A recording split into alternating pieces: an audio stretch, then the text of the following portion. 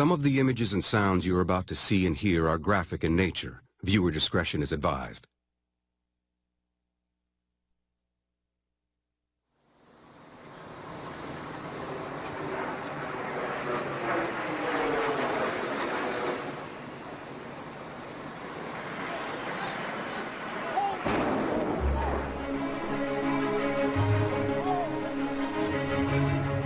The World Trade Center, tower number 1 is on fire. The whole outside of the building was just a huge explosion. And every available ambulance, everything you got to the World Trade Center. From my vantage point, I didn't see a plane hit the building, but I did see an explosion occur. My God, I can't believe it. When American Airlines Flight 11 crashed into the North Tower of the World Trade Center at 8:46 a.m. on September 11, 2001, about 6,000 people were in the building. Unaware of what had happened, they used their phones to get information from the outside world and to make contact with loved ones. I want to say how much I love you. I think I'm okay, I'm safe now, but Smokey. The calls came from survivors. I'm okay, all right? Want to see you? I'm going to hold you. And they came from some of the 3,000 who never came home. Sean, it's me. I just wanted to let you know I love you, and I'm stuck in this building in New York. There's lots of smoke, and we just wanted you to know that I love you always. Some of these calls were recorded, and some are etched in the memories of those left behind. No, you can stay on the line. These calls and these radio transmissions, they show us through sound what we couldn't see with our eyes. Sean, that's a fire. That's love. I love you, Sean. I love you. I don't know if I'm going to be okay, so I love you so much. The World Trade Center, tower number 1 is on fire. The deluge started almost immediately. There were 3,000 calls to 911, the emergency dispatchers in the first 10 minutes.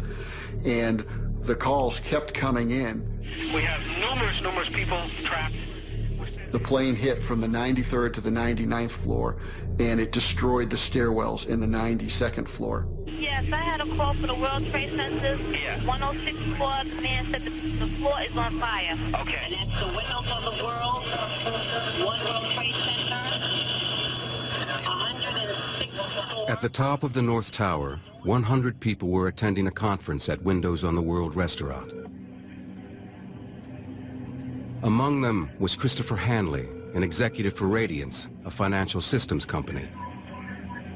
He made one of the first recorded calls to 911 that day. Yeah, hi. I'm on the 106th floor of the World Trade Center. We just had an explosion. The 106th floor? Yes. 106, okay. We had smoke, and it's pretty bad. We can't get down the stairs. All right. We had about 100 people up there. Do not leave, okay? There's a fire or an explosion or something in the building. All right, I want you to stay where you are. Yes. All right, we're there. We're coming up to get See you. the smoke coming up from outside the windows down? All right, we're on the way. Just sit tight. All right, just sit tight. We're on the way. All right, please hurry. Christopher was our only child. He was so special. To be able to have the 911 audio was really very important. The most emotional, poignant moment for me is when he asked him, "Please hurry," and "Thank you." All right, please hurry.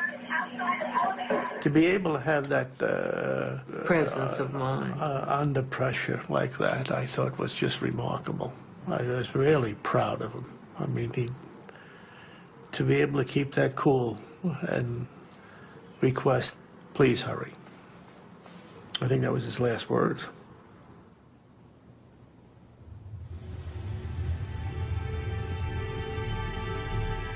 The sonic record of that day, the audible record of that day, is essential because the visual record of that day is limited to the exteriors.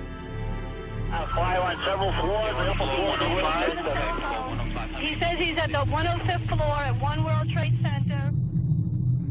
They're part the fabric of the day that we wouldn't know or have any understanding of without this sonic record. Brian Nunez was an office manager at Cantor Fitzgerald on the 104th floor of the North Tower. He was just 6 floors above the plane's impact.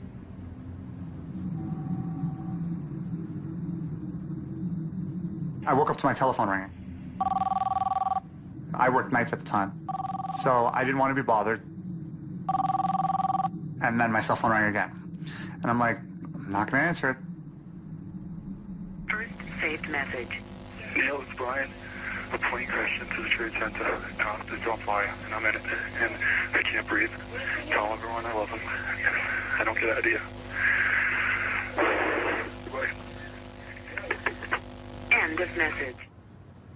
Brian left that message, and that must have been the first or second phone call that I received that morning. And I mean, I just didn't realize it. You know, it's really hard to struggle with, you know, what would have happened if I answered the phone? You know, but I mean, I couldn't do anything, even if I did answer it. I keep the message on an MP3 file, so I have it on CD. I have it hidden away in a safe. I have it, you know, on every hard drive I have. I have it like everywhere, just so that nothing happens to it. It's Brian's last words. I don't get out of here. One of the reasons why recordings were made was so people could record their last words. You know, I mean, I think it gives me a little bit of guidance. I like draw from Brian's strength when I hear the message. Melissa Harrington Hughes was a business executive attending a meeting on the 101st floor of the North Tower. I just wanted to let you know I love you, and I'm stuck in this building in New York. There's lots of smoke, and I just wanted you to know that I love you always. Melissa was in New York for just one day. September 11th started like any other morning. Woke up, put a pot of coffee in. So I was making the bed and the telephone rang. Well, I don't usually answer the phone, but this morning I did. It was my daughter, Melissa. I knew she was in New York. She was only going to be there that Tuesday. When the merger was done, she was flying back to California the next day. I didn't know anything that happened at that particular point in time. Melissa was a little hysterical. I told her, honey, you have to slow down so that your father can understand what the problem is. She got her composure, said to me, Dad, I'm on the 101st floor of the World Trade Center and a bomb just went off. In my bedroom was a TV set. I turned it on, happened to be on CNN. I saw the fire, I saw the smoke. I was heartbroken. She told me the fire wasn't her major concern, but there was an awful lot of smoke. So I said to her, honey, I said, can you see an exit sign? She said, yes, Dad. And I said, well, under all the exit signs, honey, are stairwells. I said, you get to that stairwell as fast as you can and get out of the building. It was very unusual that people outside had almost a greater sense of alarm and urgency than the people inside who were in the dark. Families were seeing the billowing smoke and the flames licking up the side of the building. It was just a terrible responsibility for the people on the outside to have to say, it's worse than you think. In the North Tower, Michelle Cartier, an executive assistant, had just started her day. I just felt like this day was just not going to end right. It was just not going to be a good day. And little did I know that it would be a day that changed the rest of my life.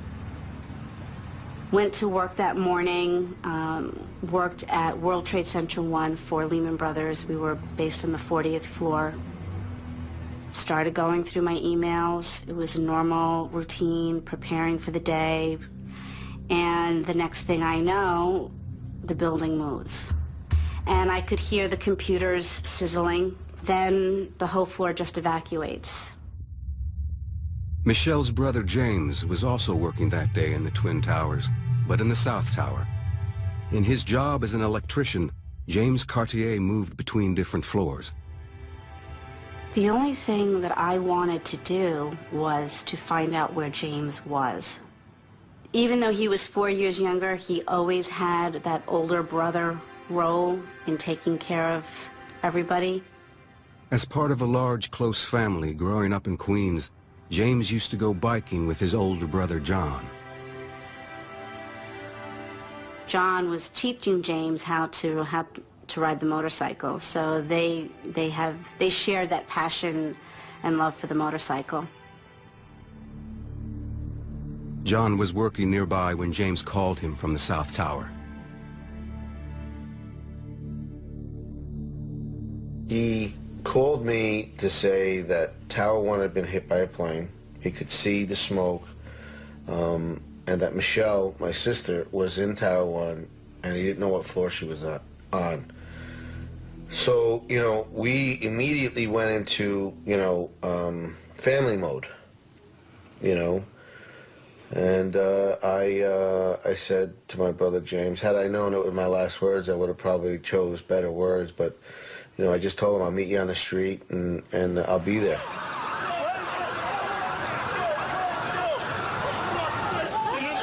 As we were descending, people were helping one another, you know, just regular, everyday workers just helping each other get down the stairs. And I remembered saying to myself, well, as soon as I get to the last step and I get outside, I'll try him again.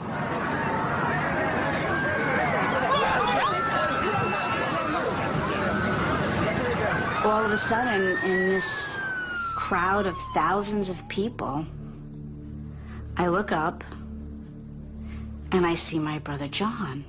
John was at the World Trade Center because he had received a phone call from his brother James, who was on one of the higher floors of the South Tower.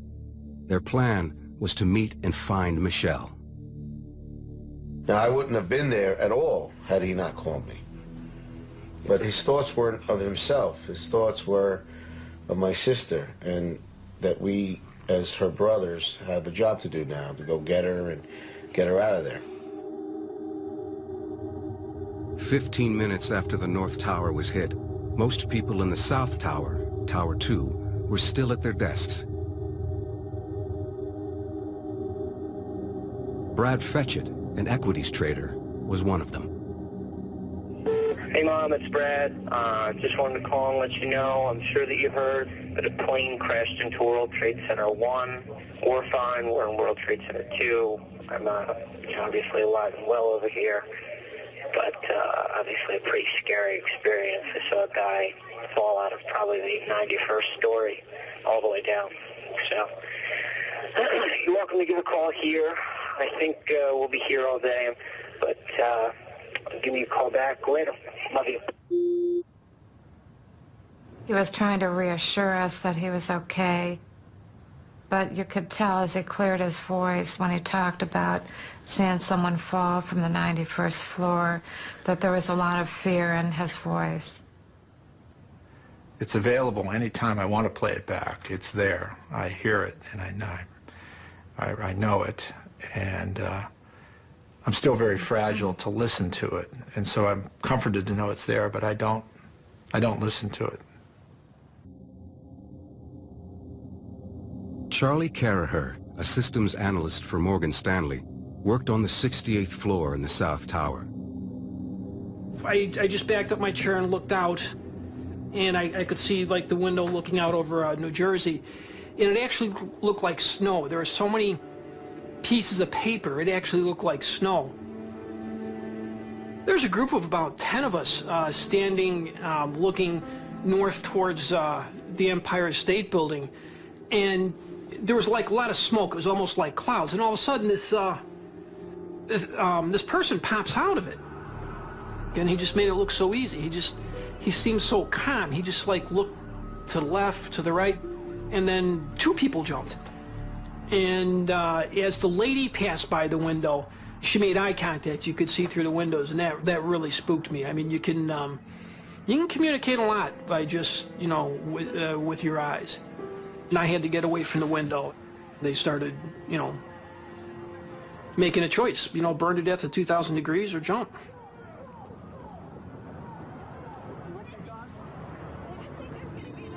The smell of jet fuel was getting stronger and stronger, and the sound of the fire alarms just going off, and they had these bright light flashers, was just really getting annoying. And I went at first to use the elevators, but the elevators weren't working. So I went back, and I remember pausing by the fire escape we were supposed to use, and I figured, no, I want to let Catherine know I'm on my way to see her. That's how come I went back to my desk to leave the message on her phone. Hi, Catherine. This is Charlie. I'm okay, all right? I want to see you. I'm going to hold you. I'll talk to you later. Charlie's decision to call his wife nearly cost him his life.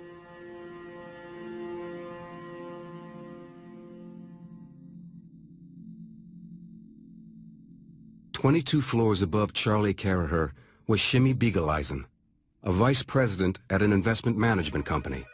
Shimmy was making calls to his family to let them know he was okay. The phone rang and it was Shimmy. Ma, don't worry, I'm fine. And I said, please don't waste any time. I know all about it.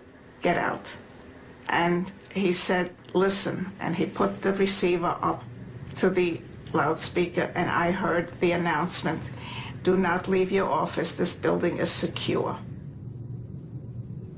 As we hung up, my nephew called, and he was practically incoherent. He said, Shimmy, Trade Center. I said, Shimmy is okay. And as I said, okay, I never got the K out because I saw the plane hit the other building.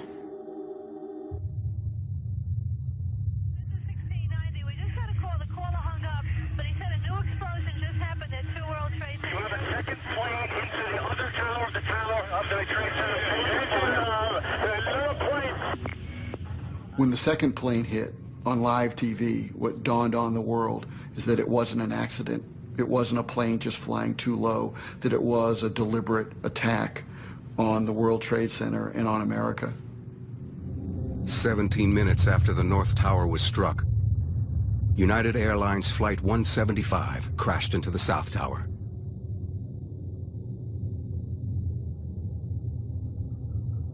The emergency services were immediately deluged with calls. Some 700 people were trapped above the impact zone. Commander Fort David to Lieutenant, dispatch. Yes, Hi, Major disaster at the World Trade Center. They're requesting everything possible. Northwest Conference Room. Tower 2, room 105. This is at the World Trade Center. People are trapped. I have a call on the line. Who are you? What floor are you on? They're not answering. We're getting millions off West Conference Room. All I can tell you to do is stay near the window, stay low, put the tower by the door. The firefighters in the city are on their way over there. They'll get to you as soon as they can. The message that Charlie Caraher left for his wife, Catherine, records the moment the plane hit the second tower. If you listen to the message, it was like, I didn't even get my name out before the plane hit my building. Hi, Catherine. This is Charlie. I'm okay, all right? I want to see you. I'm going to hold you. I'll talk to you later.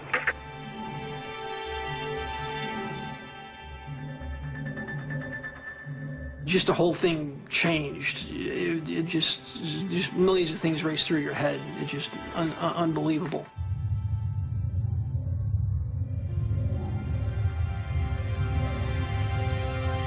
Progressively, my timeline for the future got shorter and shorter. And by the time the plane hit, I was only thinking of, 45 seconds ahead. Can I get to that door? Can I get to this door? And it was sad. I was sad. I was sad that I was going to die. It wasn't really upsetting. If it just happened, bam, out of the blue, I don't know what would happen. But I had just watched a bunch of people die, and that somehow, I guess, gets you used to the idea of dying. And it was just with sadness. Charlie's wife, Catherine, was unaware of what had happened. She was on the subway going to work. I was late as usual because I was always late for work, and I got on the train, and the train kept stopping and starting. There were lots of delays, and they kept saying, there's been an incident at the World Trade Center, that's the cause of the delay. Ladies and gentlemen, due to a plane crash at the World Trade Center, all service are when we hit the Manhattan Bridge, someone yelled out, "The Twin Towers are on fire." And I panicked. I definitely panicked. I told everybody in the car, my husband's in that building, I've got to talk to him. And so everybody gave me their phone. I used everybody's phones, and no phone would work. And we're all just glued to the windows watching it. I mean, they were right there. You could touch them practically. We had fire drills, I think, once a month. A guy would come out and he'd say, "This section uses this staircase." And I went to that staircase and it didn't exist anymore. First of all, the building was on a slant where I was. It was like walking in what we call like a fun house. You know, everything looks right, but it's on an angle.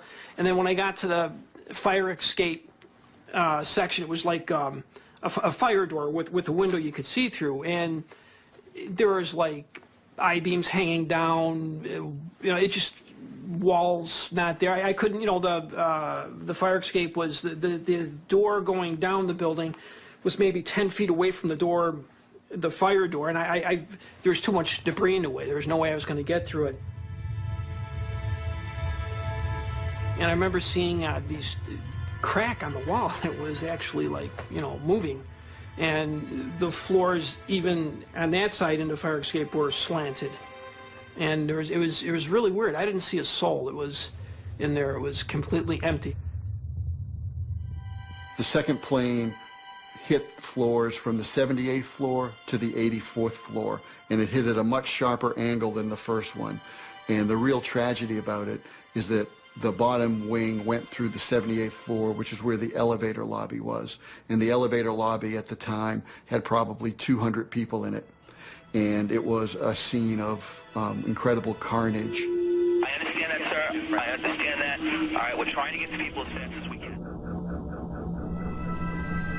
Brian Clark, a 54-year-old executive vice president at investment company Eurobrokers, had worked in the World Trade Center for almost 30 years.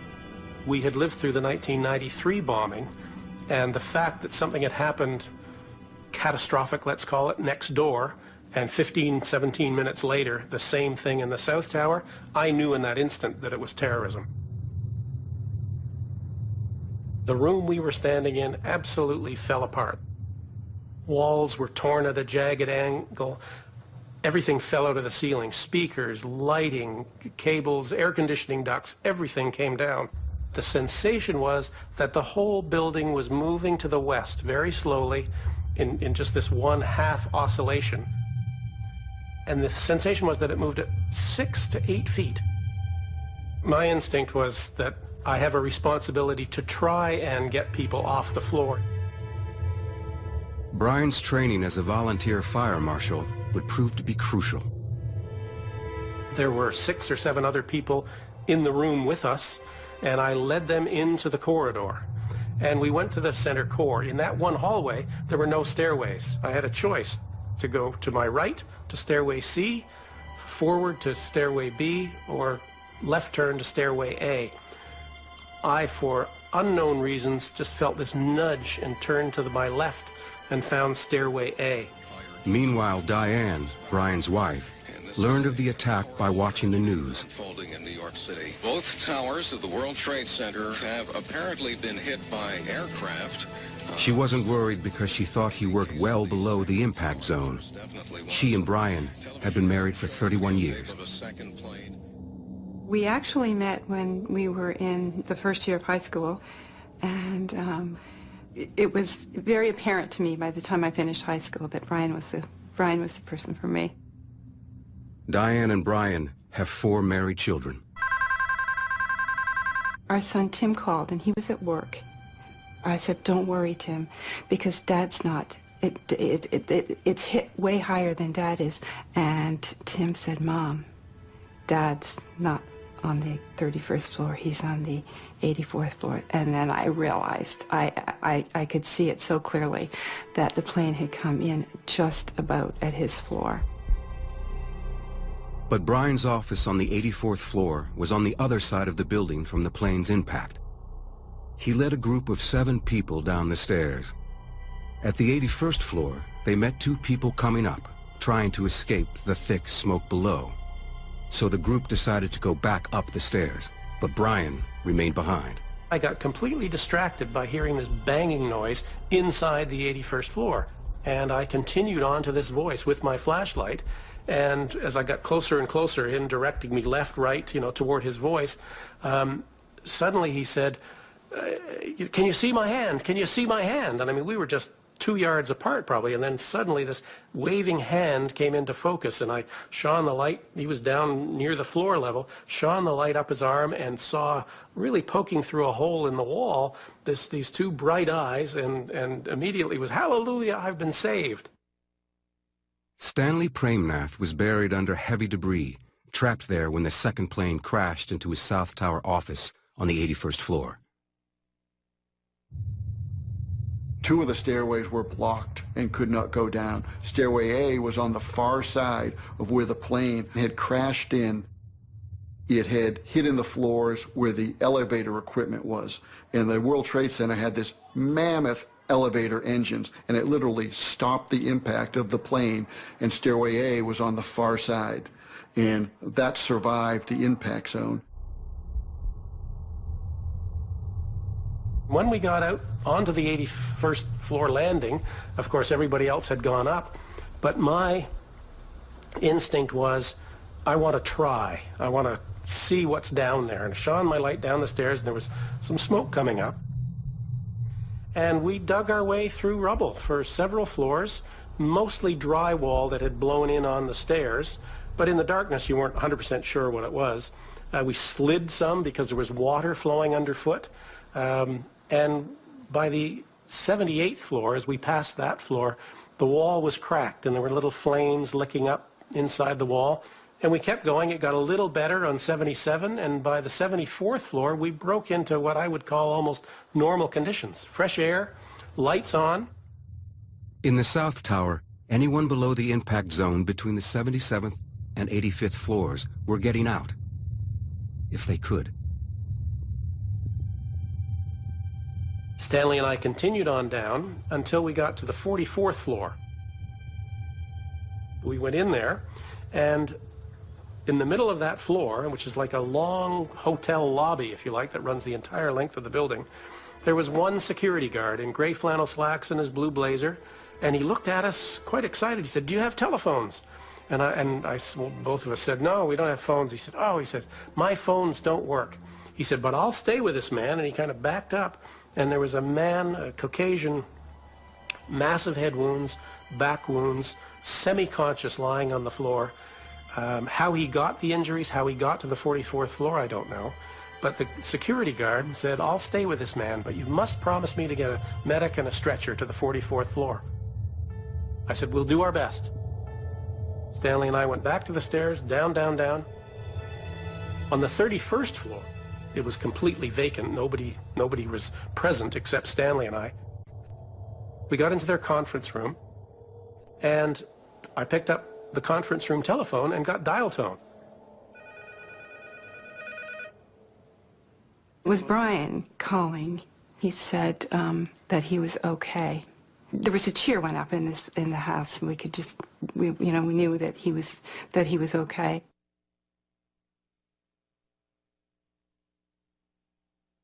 Some of the images and sounds you're about to see and hear are graphic in nature.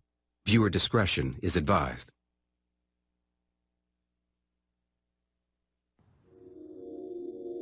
With the seconds ticking away, Brian Clark kept his promise to the security guard and called for help.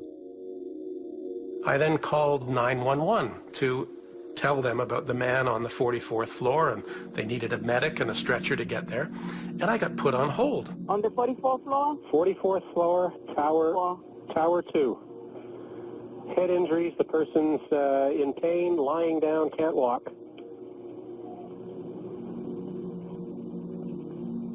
Can I not leave you with that message, please, and just me begin walking down again? You have to talk to EMS. Hold on. Oh, dear. Okay.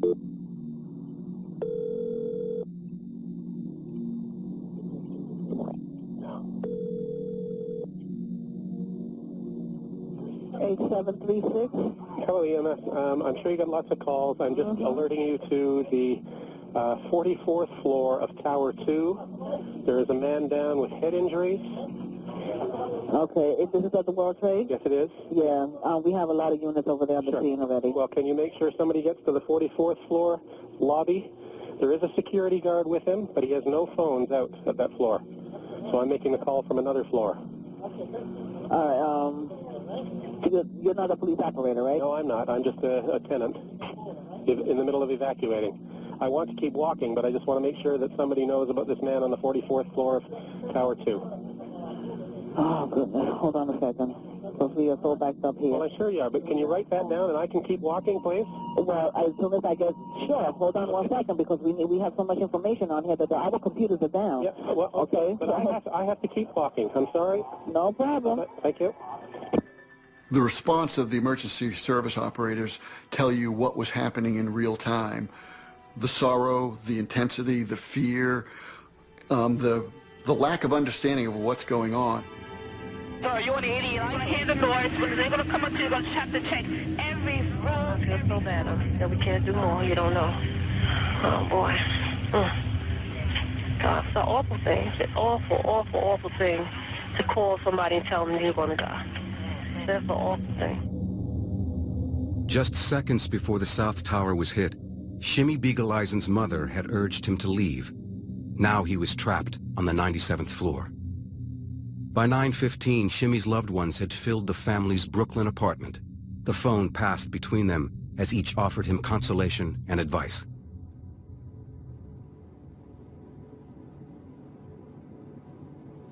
We had Shimmy on the phone.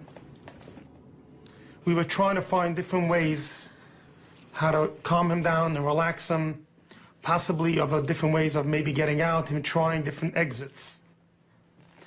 At one point when I was talking to him, he shared a few private things with me. He asked me to look after his wife and children. And all this time, I was able to hear in his voice that the situation was becoming a lot worse. There was now fire and dense smoke above the impact zone, and those trapped there began to panic. Shimmy's best friend, David, called to try and calm him, keeping 911 on the other line. Shimmy? Yeah. Just hang in there. Just breathe slowly through the towel. You breathing through the towel? It's fine. Okay, it's fine. Everybody's fine. Everybody's very calm. Everything's going to be fine. You have to stay calm. Everybody here is calm, I promise you. The girls don't even know because they're in school. The parents are here. They're very calm. Just keep your head straight. Okay, do you see smoke by the window? The fire department wants to... You can't see? Do we see smoke by the windows? The fire department wants to know. No smoke by the window. No smoke by the window. Listen carefully. As a last resort, break the window as small as possible just to get a little air in. Okay, but you follow? Yeah. Okay, how's that? They said the last resort we should open the window just a little bit to get some air in. Can you open the window or you have to break it? Yeah. Huh? You have to break it. Yeah. Okay, Shimmy. Yeah. Break the window. Break the window. As little as possible. Just get a little air. Just get a little air. If you're running out of air, if you're running out of air, we should do that. Okay. Okay? I'm very grateful that he was able to spend his last moments speaking to the people who were closest to him. At the end of your life, I would imagine you want some sort of comfort, and I hope, and it seems from what everyone has told me, that he was given that. That's all I could hope for.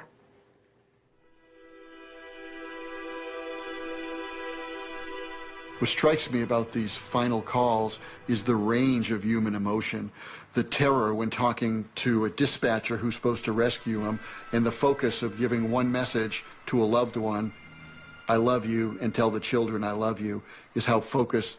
They didn't dabble on, they didn't try to stay on the line. They said what was most important to them.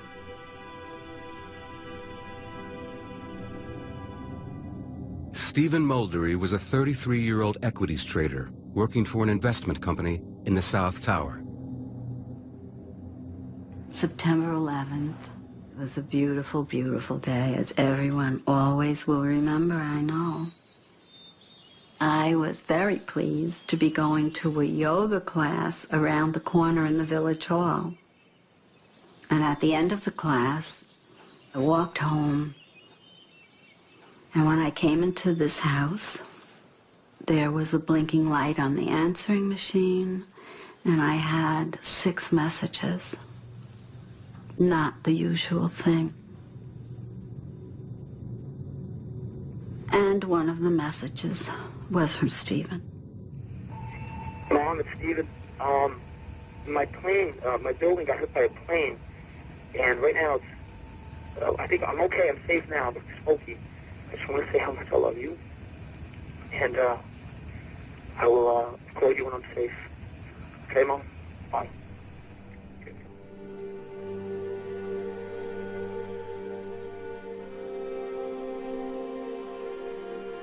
Stephen worked in the South Tower. He was on the 89th floor.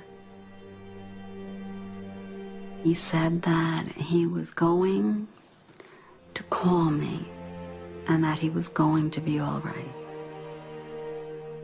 There were messages then from people calling to say, Anne, are your children all right?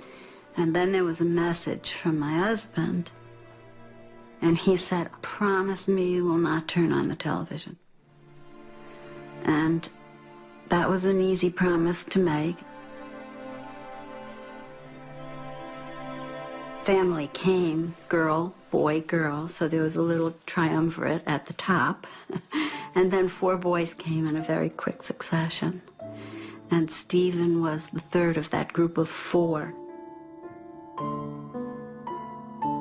I just went out in the backyard and I sat in a plastic, you know, those $5 plastic chairs under a tree, and with the phone in my lap, preparing myself for what I would need to face.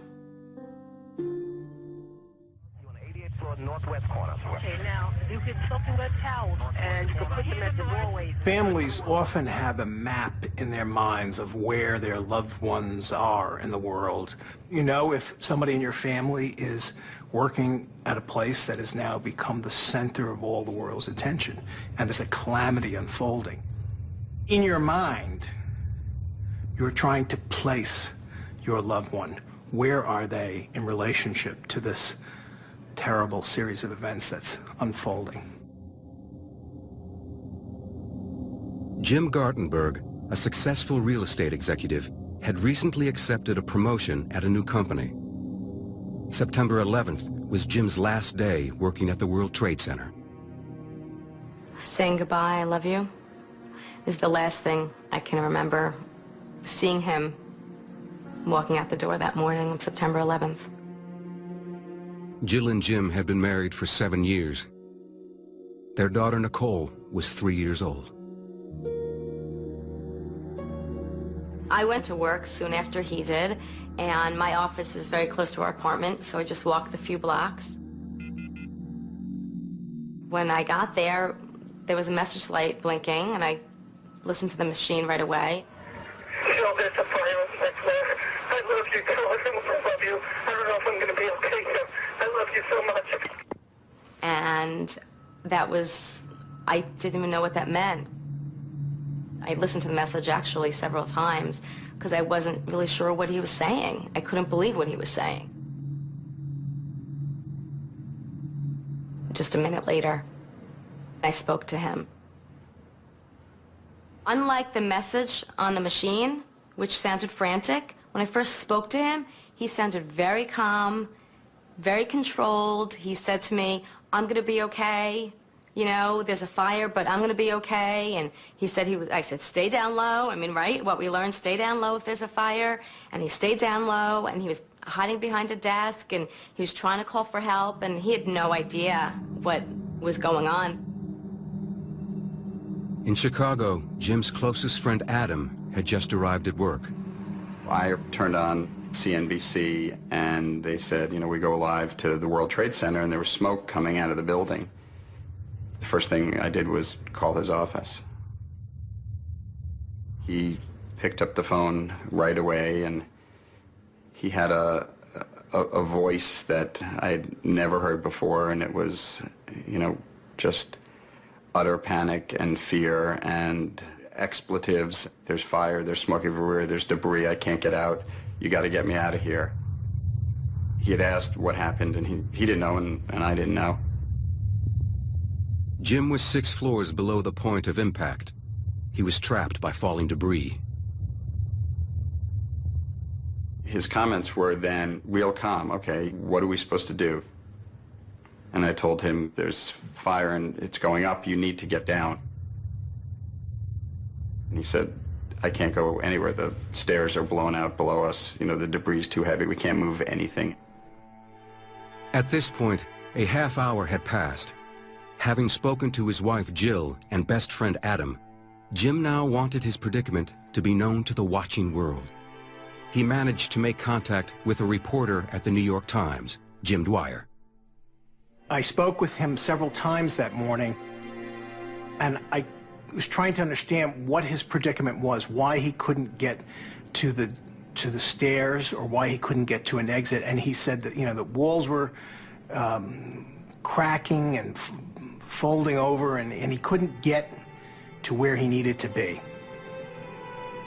Mr. Gartenberg seemed to be very directed, very focused. I mean, he was, you know, there's a sense of great urgency in his voice, but I didn't feel like he was panicking.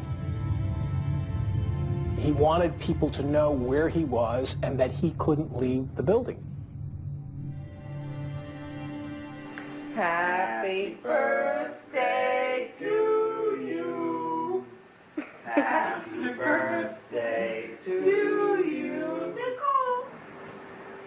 Yay. Yay. Are you taking me in picture? Jim has always been a leader.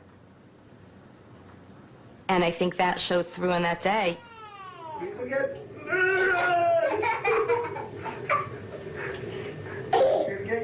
Nicole, is Daddy so funny? When I first met Jim, he was the president of the Michigan Alumni Club in New York. I saw the way that he was running this meeting and the way he was interacting with people and his leadership skills. There was all these qualities about him that all of a sudden I said, wow, this is a really special guy. After speaking to the New York Times, Jim's next call was to a New York TV news station. At 9:32, 45 minutes after the first tower was hit, Jim's voice was heard on national television. Jim Gartenberg joins us. He was on the 86th floor of, I'm not sure which tower. Was it the north or south, Jim? It's World Trade Center 1, and it's not was. I am here, and I'm stuck right now. Now, are you above, Jim, or below? I have no idea. I have no idea where the plane hit. It's my understanding that it's a plane. Jim, there are 2 planes. One went into one tower, one went into the other tower. What do you see around you? I mean, are you in smoke? Are you in fire? I mean, the first thing that I want to make clear is that I'm stuck on the 86th floor. A fire door has trapped us. Debris has fallen around us, and part of the core of the building is blown out. How many people are with you, Jim? I'm with one other person, and I'm told that people are aware of this. I'm on the 86th floor on the east side of the building facing the East River. And what time did you get... If I'm on the air, I want to tell anybody that has a family member that may be in the building that the situation is under control for the moment, and the danger has not increased. So please, all family members, take it easy. I got a phone call from a friend of mine on my cell phone saying, Jill, Jim's going to be okay. He was just on national television, and he said he's going to be okay. She told me what he said and how confident he was about it. They broadcast his voice. I still have tapes of that and listen to it, and it's eerie. The voice that I hear on that is not his, and it's just so odd as far as the voice is concerned. But his message was unbelievably calm and brave and stoic. Having seen that was just a tremendous tribute. I think for a lot of people to be in crisis mode, they would just sit there and scream. And Jim kind of regrouped with himself, it seems like, and said, okay, this is the situation, how do I best deal with this? And he reached out to as many people as he could, trying to figure out what resources he had to be helpful in this situation. I mean, he had the sense of mind to do that. And the The danger has not increased, so please, all family members, take it easy. I think that was wonderful, but I knew in my heart he was not going to be okay. You got it coming in for building number 2 on the 97th floor, people trapped. 90 what floor? We're all around the building. Almost 2,000 people were trapped in the North and South Towers.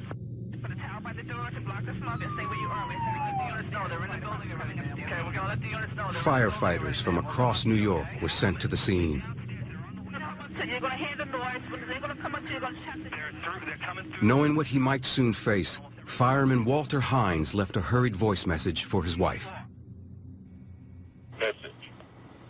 Hi, Ron, it's me. Just want to let you know I love you and the girls. Tell my mom we're going down to that trade center thing, the second plane that just crashed into that building. So we're on our way down there. I love you. I'll talk to you later.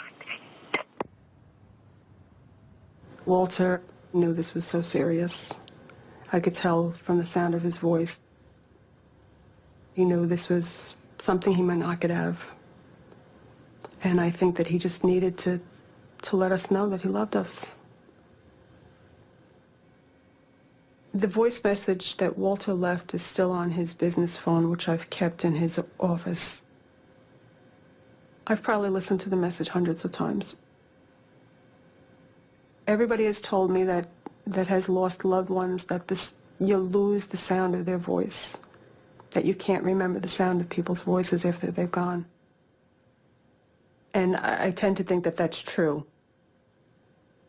I think it's a good reminder to have Walter's message for my daughters, that they can continue to hear him.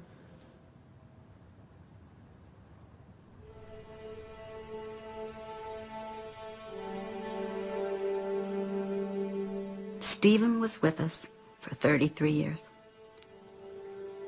And we have a choice. We can either say we are so mad that he's not here, or we can say we had him for 33 years, and we have a feast to return to, the feast of the memories. Stephen worked alongside a group of close college friends, all former high school athletes. Stephen was very relaxed, smiling, laughing. He was very laid back, very happy. You know, he really was happy a lot of the time. Stephen was really a peacekeeper within the family because we all have very strong personalities, and at a dinner table we all want to voice our opinion, and Stephen was the best, I think, of any of us of listening to all sides of an argument and really keeping the peace.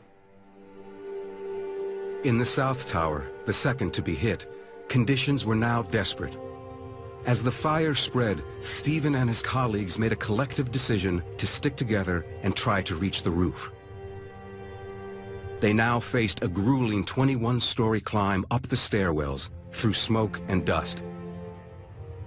But once there, they discovered that there was no access to the roof. They retreated back down the stairwells and took refuge in an empty conference room on the 88th floor.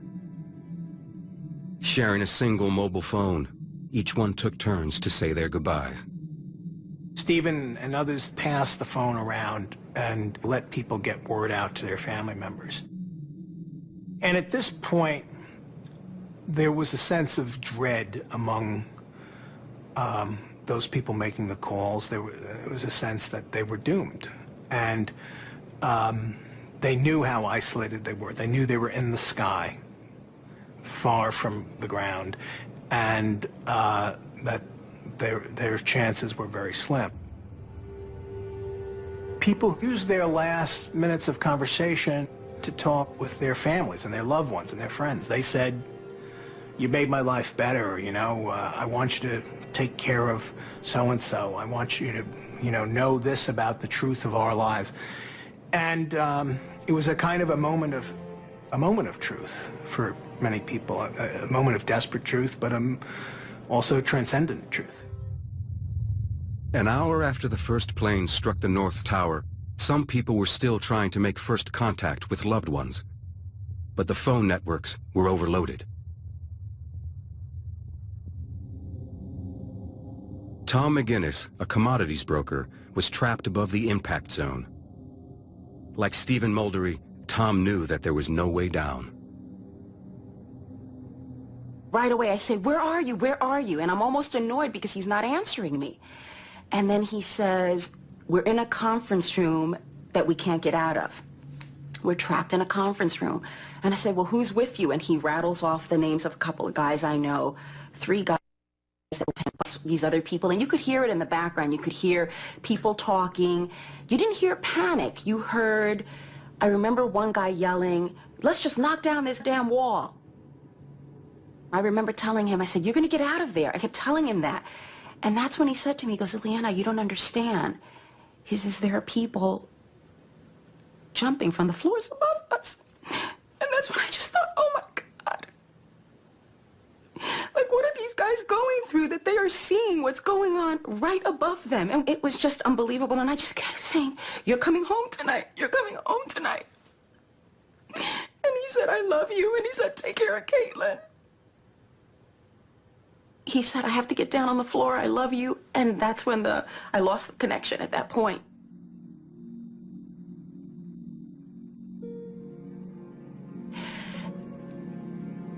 There is a great comfort in the fact that I got to talk to him.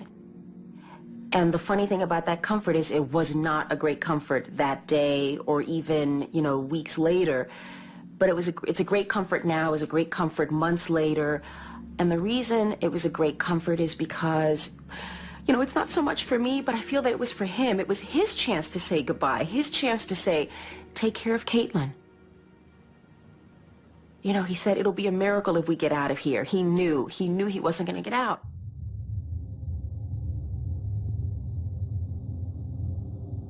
James Cartier was trapped on the 105th floor of the South Tower. He had called his brother John to come to the site to help their sister Michelle, but she had already escaped from the North Tower. Now she and John were on the ground looking for James. I was trying to separate people and focus on seeing James coming through, and we waited, and we didn't see him come out.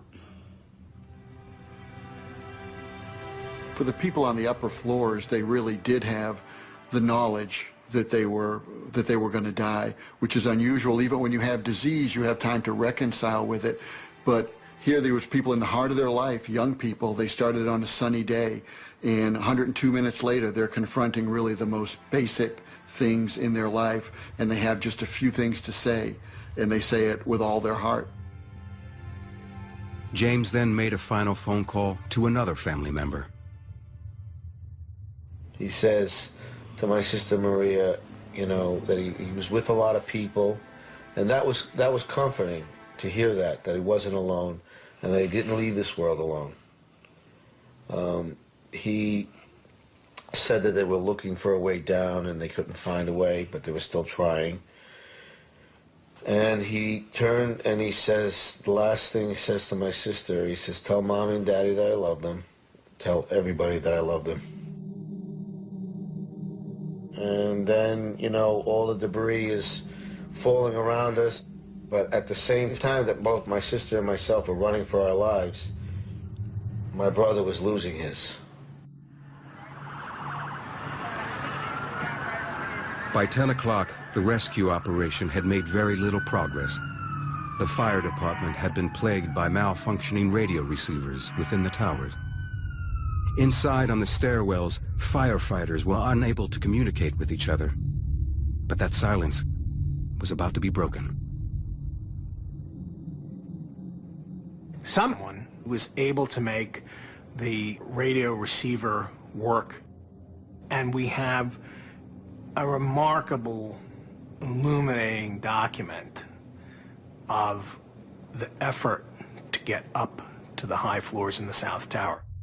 Battalion 7 on floor 40 of Tower 2. We got one elevator working up to the 40th floor, staffed by a member of Line 15. The man who repaired the radio receiver was 45-year-old Oriel Palmer. As chief of Battalion 7, Palmer was amongst the first to arrive at the scene. As he entered the South Tower, he single-handedly fixed an elevator and took it to the 40th floor, halfway to where almost 700 people were struggling to stay alive. And then he started to climb on foot. And because he was a very, very fit man, he was able to make tremendous progress. He had run marathons, he ran half marathons. We're on the 43rd floor. There's stairway B. What floor should we try to get up to, Oriole? I'm up to 5'5". He went 12 floors in 10 minutes, wearing all the bunker gear, which is 50 or 60 pounds. We're going to have to host it. I'm on 69 now, so we need to higher back, sir. These stairway walls have been compromised on 73 and 74. Walls are breached, so be careful. Okay. When I first heard Oriole's voice on the tapes, you can tell he knows he's in a race against time. Oriole's conserving his oxygen, he's conserving his energy. That's why there's not a lot of chatter on his part on the tape.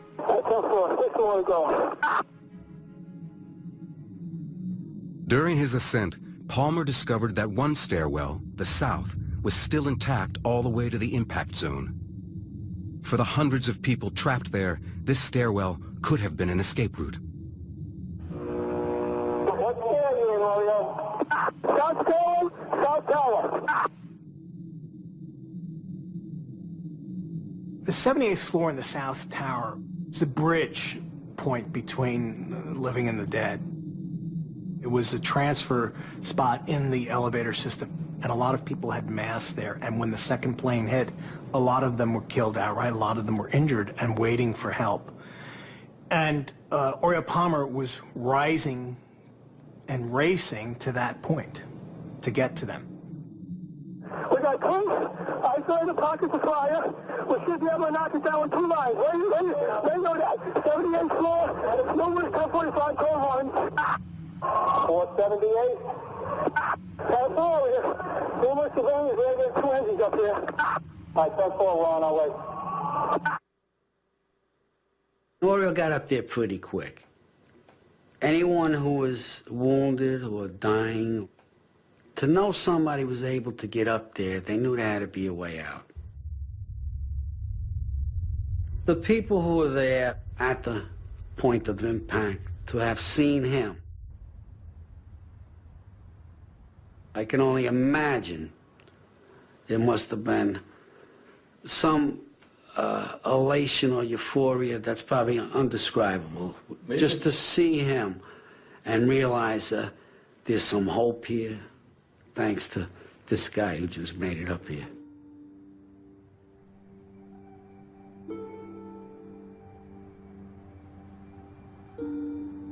When I heard the tapes, you were watching a screen with all the words on it, but with a digital countdown, so you knew exactly what was coming. You knew the exact minute that the towers were going to go down. And you can't help but feel like you want to jump out of your seat and say, hurry up and get out of there.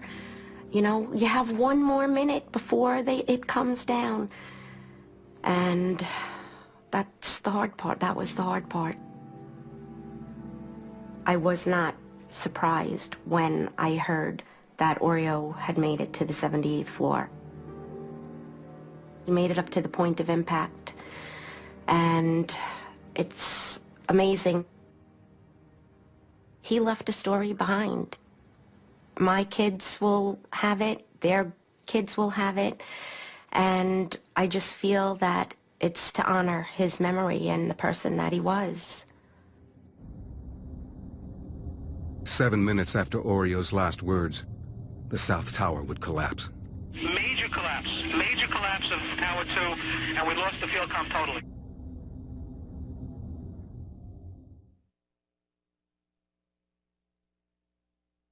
Some of the images and sounds you are about to see and hear are graphic in nature. Viewer discretion is advised.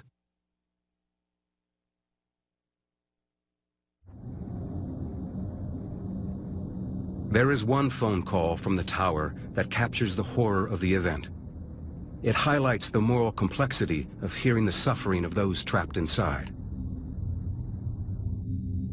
Kevin Cosgrove, a vice president at Aon Insurance Company, was on the phone to 911 as the tower began to fall.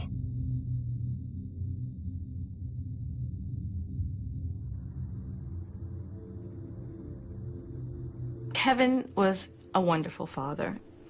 He was mostly here for his kids, and they are better for having had him for a dad. Looking at his children, his presence is there in his children, our children. It's not that I can communicate with him at all, but I always feel his presence. Parts of Kevin's call were made public when it was played by the prosecution in the trial of a key 9/11 terrorist. It was used to illustrate the human suffering on that day. And I said, what's the telephone number you can barely see? You can barely see there, 41, 2623. It's on 105th floor in the northwest corner, right? Right. His words haunt me, and I try not to think about it, but it's also, in a way, kind of a comfort to know where he was and what he went through and what he was trying to do. Kevin was always thinking of his family, and he desperately wanted to get out of that building and come home to us. He knew how much we needed him. We were supposed to have many years together. We were supposed to grow old together. Yeah, my wife thinks I'm all right. I called her and said I was leaving the building. I was fine, and bang! It was smoke really bad. 105, 2 power. All right, sit tight. We'll get to you as soon as we can. Yeah, she's staying up, but the smoke's really bad, man. I barely leave. That's all we can do. Where are you? What's where you guys up to? We're getting there. We're getting there. Doesn't feel like it, man. I got young kids. I understand that, sir. One lady called him the voice from the towers. It made it real for her, that it wasn't just a news story, that there were really people in there and it wasn't just buildings. There's lots of people up here. I understand. Smoke rises really big. We're on the floor. We're in a window. And then I had to barely breathe now. Can't see. Okay. Just try to hang it there. I'm going to stay with you. It's really bad. It's black. It's iron. We're young men. We're not ready to die. I understand. Hello? Hello? We're looking at financial center. 2 of us, 2 broken windows.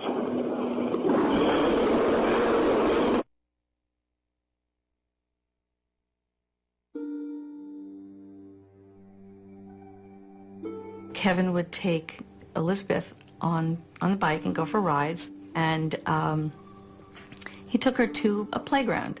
And after he died, Elizabeth said to me, "Mommy, can you take me to the secret playground?" And I said, "I don't know where it is."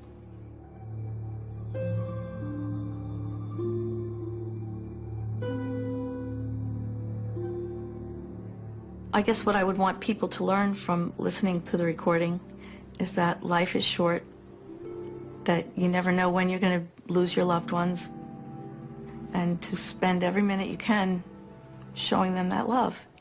And that's what's important in life.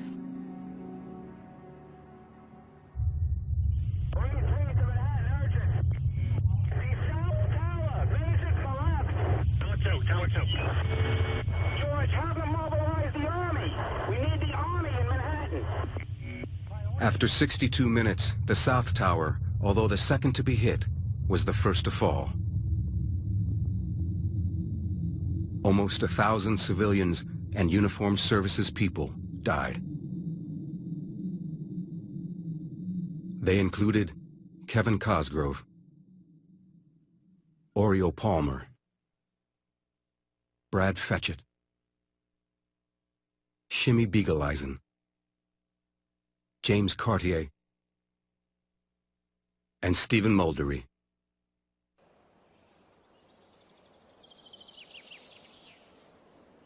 The phone rang, and it was Amy, my youngest daughter. And the first thing I said to her was, "Where's Stephen?" And she didn't answer. There was just silence. I got home and I called my mother, and she was so happy to hear my voice. And I told her about Stephen. And I just know she just screamed, and that was it. She knew he was gone. And a sound came out of me that I'd never heard in my life. It was just an animal sound. And I knew when I heard that sound for the first time in my life, that howl, that it was universal. And that, you know, my family and I had joined all the losses of all the ages.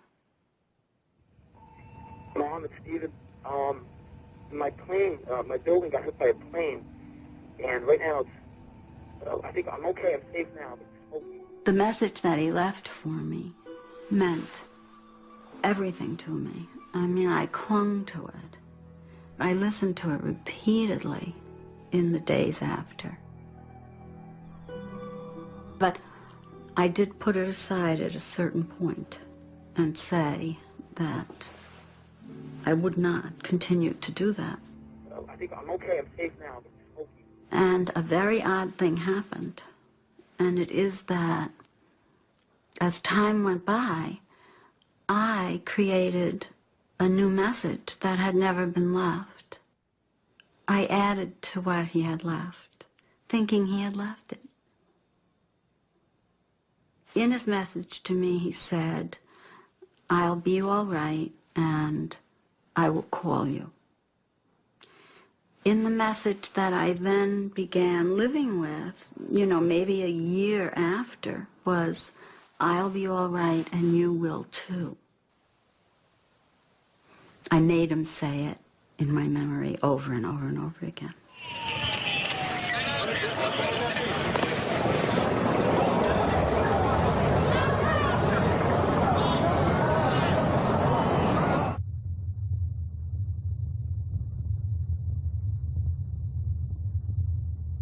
When it came down with this thunderous collapse, it changed the whole narrative of what was going on in the North Tower. No longer were people saying, "We're going to rescue." It was, "Get out." The firefighters started to leave, the police started to leave, and even a few people who had been staying waiting for a rescue started fleeing down the stairs. After the collapse of the South Tower, those still trapped in the North Tower had no idea that their fate was sealed. One of them was Jim Gartenberg. Jim Gartenberg was sort of a unique case in the Twin Towers because he had so much communication with the outside world. He worked at a real estate firm on the 86th floor, about 7 floors below where the crash was. Almost everyone else on his floor survived. And he talked with his wife, he talked with the ABC news station, and he reported that the walls had collapsed around him and he didn't have access to the stairwells. Jim Gartenberg joins us. He was on the 86th floor of, I'm not sure which tower. Was it the north or south, Jim? It's World Trade Center 1, and it's not was. I am here, and I'm stuck right now. For Jim's family and friends, the collapse of the South Tower was a terrifying premonition. I was on the phone with one of Jim's friends when the first tower collapsed. All you could hear if you listened in on the call was just crying and wailing. And then this, after about 5 or 10 minutes of that, this sense of calm that, oh wait, that's not his tower. It feels strange to report on the events of that day that we just isolated Jimmy's safety and how we could distance ourselves from the horrific event and the casualties that everybody else faced. But that felt like our duty. My parents were down in Florida on September 11th. They were not watching television until I told them to turn it on. My father was counting the floors to see, because he saw it on television. He was trying to figure out if Jim was above or below where the plane had hit. And the first thing my father said to me was, he was such a great father. You know, and I said that makes it real, because for me to think he's not going to make it out is one thing, but for my father to say that, because if it's in the past, that made it real, more real for me, that this was really, his life was ending.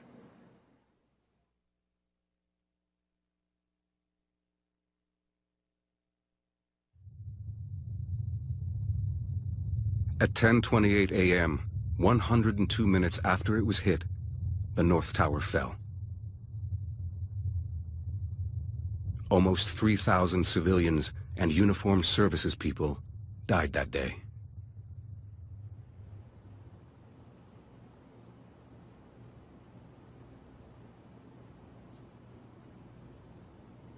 I saw the tower fall.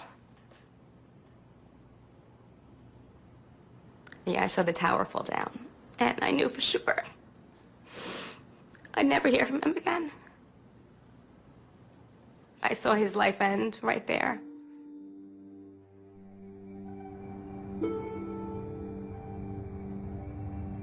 Melissa Harrington Hughes, a 31-year-old business executive from San Francisco, was in New York for just one day. She had been attending a breakfast meeting near the top of the North Tower. Melissa Harrington Hughes' position was very precarious from the beginning. The smoke would have immediately started coming up to the floor because she was so close to the explosion. She would have been in peril almost from the moment at 8:46 a.m. when the plane hit the building. Shortly after the first plane had hit her building, Melissa had called her father. When we stopped our conversation, I thought she sounded in control of herself, and knowing my daughter Melissa the way I knew her, I didn't think she would have any problem getting out of the building. But 55 minutes had passed. While Melissa's father watched the events unfold on the television, Melissa's husband, Sean, was asleep on the West Coast. They had been married only a year. Melissa met Sean at a junior club dance. He was a very nice young man, and they were an extremely attractive couple.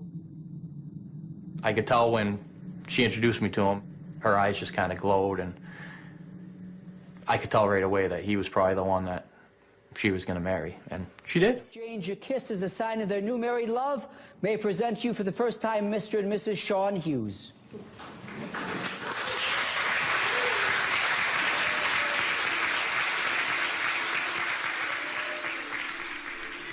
Melissa's final phone message was to Sean. John, it's me. I just wanted to let you know I love you, and I'm stuck in this building in New York. There's lots of smoke, and I just wanted you to know that I love you always. When I heard her message to Sean, I heard in her voice hopelessness. She was telling Sean that this is it, Sean, for me, but I'll love you forever, buddy.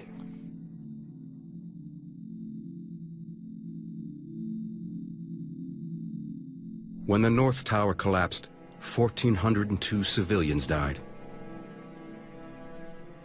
Along with Melissa Harrington Hughes, they included Jim Gartenberg, Christopher Hanley, Brian Nunez, and Tom McGinnis.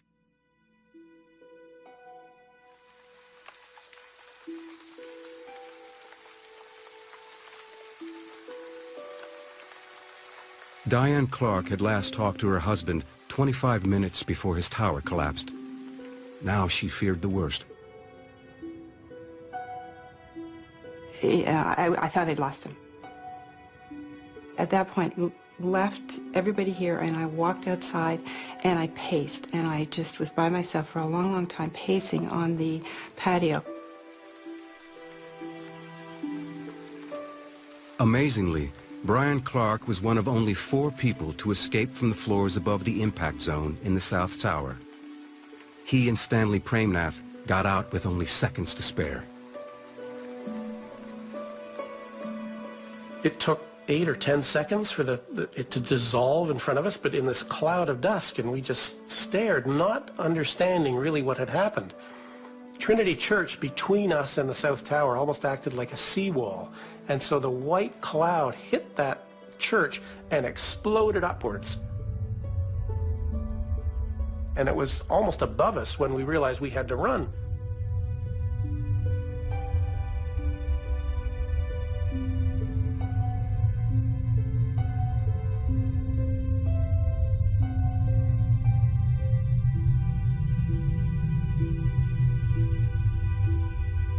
So Stanley and I were in 42 Broadway for about 45 minutes.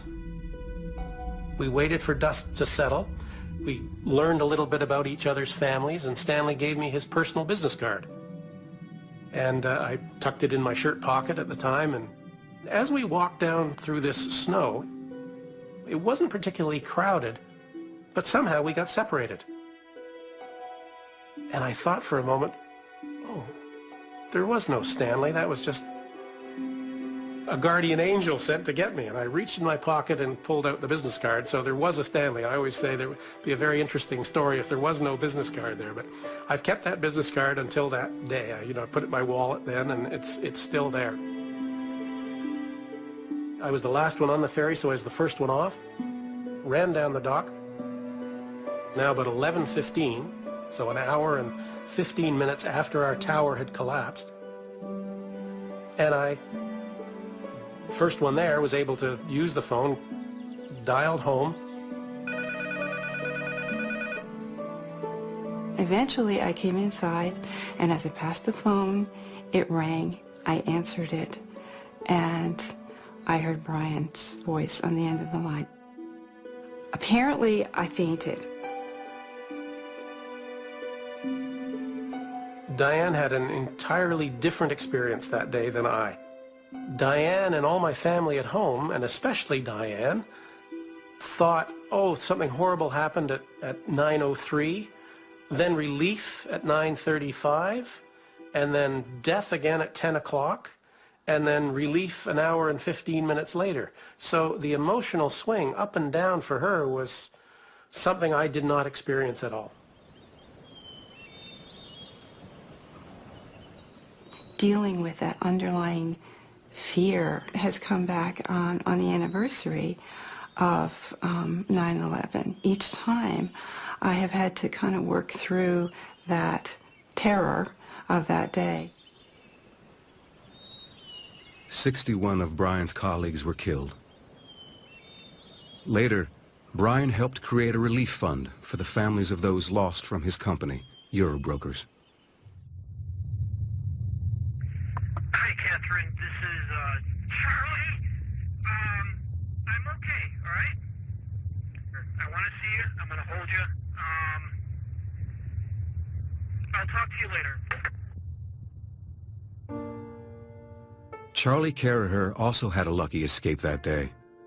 He was one of the last people to make it out of the South Tower alive.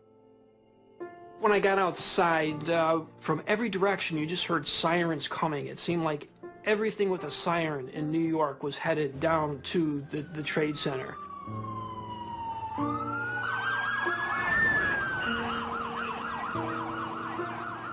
That sound was overwhelming. That sound, you'll never hear anything like it again. You'd have to hear like 100 sirens go off at once.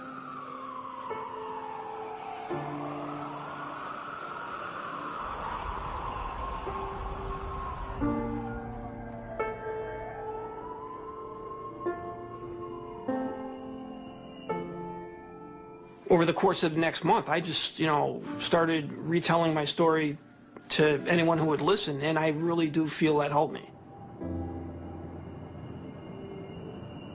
It's changed our lives. I think we're closer.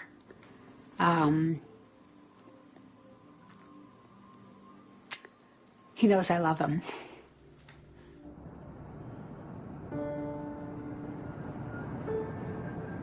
In the aftermath of 9/11, Charlie left his work as a computer analyst and retrained to be a nurse. It was fall of 2003 that I just became disenfranchised with the business world. I know I wanted to leave that, and not too many people get to know, I really thought I was gonna die when I was on the 6th floor and the plane hit. And I want different dying thoughts going through my head the next time. And well, hopefully I won't realize. I want to die in my sleep. In this bed next to you, and I'm going first. For the bereaved families, the shock of September 11th may never recede. But now that several years have passed, they are beginning to understand the profound legacy of their loved one's final words.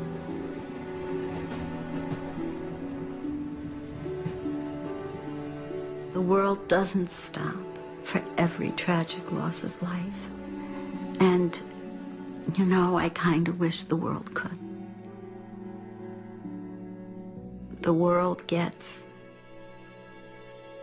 too busy, and I understand. You can't. You'd be in constant grieving. It's too easy for me to fall into a place where life is only about endurance, and I think that's a very poor way to live life. It's ignoring all the gifts you're given. And I didn't want to be that way. I didn't want to be that way. And, you know, I can say that I don't think I have.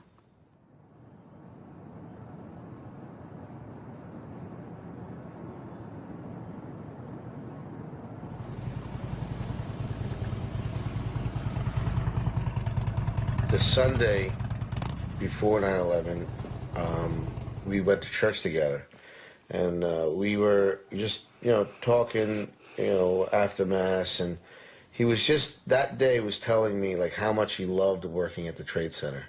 That he said, you know, he was 26, a single young man, and he says that it was hard for him to concentrate on working because a lot of the floors were occupied floors, and he said one girl was prettier than the next.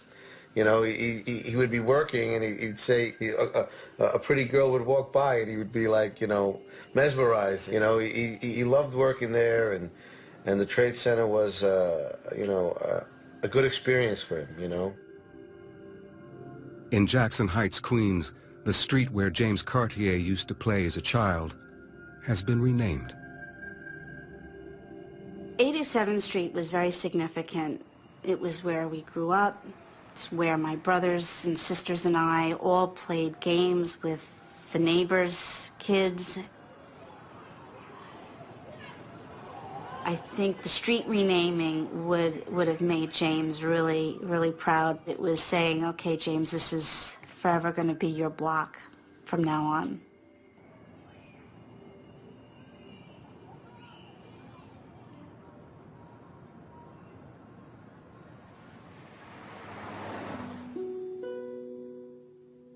I was the last one from the outside world to talk to Melissa. We were able to say how much we loved each other, and I think of it constantly, all of the time. Ever since Melissa's passing, I don't want to put a good spin on it, but it's changed him. It's made him more aware of things, I should say. He's more loving man now than he was before. Didn't show his feelings as much before, and now he does. Like with my son, who was, coincidentally, which was kind of fate, I would have to say, was born on September 11th. When you leave the face of this earth, all you leave are your children. That's your legacy. Melissa brought a lot of joy into our lives. My inner peace with Melissa's death might come from the fact that I spoke to her. I find a lot of pleasure knowing that Melissa called me, knowing that we were able to say our last goodbyes, basically. I got to talk to Melissa in person, I'll take that to my grave. I want to tell anybody that has a family member that may be in the building that the situation is under control for the moment. So please, all family members, take it easy. We found nothing of Jim. He was completely destroyed. So the fact that I've spoken to him means so much to me. Wow. open this? It says, Nicole, this was my favorite toy when I was 2. I hope you like it. Love, Natalie. To have his voice, just to have his voice it's nice. Some last memories. Good job, Nicole. Keep going. When Jim passed away, I was 3 months pregnant. You know, here I am with this special gift, as far as I'm concerned, that he left me with. And to me, that's so important that we had that. She has his personality, she's quick-witted, and her sense of humor is just like him. James, you're fast. Good job. So knowing that, you know, she's such a part of him, and that my other child's such a part of him, it makes me happy, that part. I think 9/11 comes up pretty regularly in everybody's lives. I mean, you watch television, you go to an airport, anytime you travel. You didn't go to Zita's house? So much has changed since 9/11. Everybody talks about 9/11. It's in the newspapers probably every day. And all I think about when I hear that 9/11 is, I am so proud that my husband did what he could that morning.